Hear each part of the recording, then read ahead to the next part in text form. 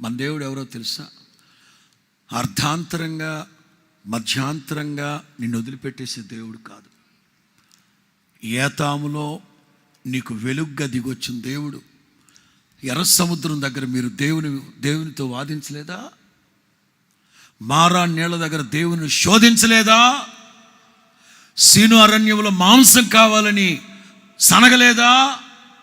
రెఫీదీములో రాళ్లతో కూడా చంపేద్దాం అనుకోలేదా? దేవుని ఆజ్ఞలు అతిక్రమించి పాపం చేయలేదా? మోషే కొండ మీద ఉన్నప్పుడు మీరు బంగారు దూడను చేసుకుని విగ్రహారాధన చేసి దేవునికి కోపాన్ని రేపలేదా? నీళ్లు లేవని సనగలేదా? దేవునికి ఎన్నిసార్లు విరోధంగా ప్రవర్తించారు. నెహెమ్యా క్లియర్గా రాస్తాడు. మరలా తిరుగుబాటు చేశారు. 40 సంవత్సరాల్లో మీరు ఎన్నిసార్లు తిరుగుబాటు చేసినా, దేవుని ఆత్మను శోధించిన, వాదించిన, బాధించిన, విగ్రహారాధన దరిద్రాన్ని మళ్ళా మీరు మూటకట్టుకున్నా, నా దేవుడు మిమ్మల్ని విడిచిపెట్టలేదు. కోప్పడ్డాడు, కొట్టాడు, మిమ్మల్ని శిక్షించాడు, కానీ మరణానికి అప్పగించలా. కోపిల్చుచునే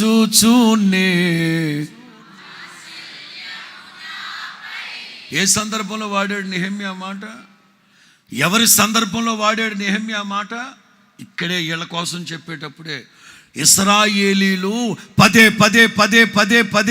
దేవుని మీ దుంపదగా మీకు పిండం బెట్ట, మోషే మీకు నాకు గుడ్ బై అని దేవుడు వెళ్ళిపోయాడా?